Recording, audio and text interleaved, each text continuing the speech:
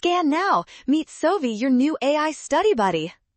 Calculus substitution problems are fast if you follow the right steps. Let's transform this integral into a simpler form using variable substitution now.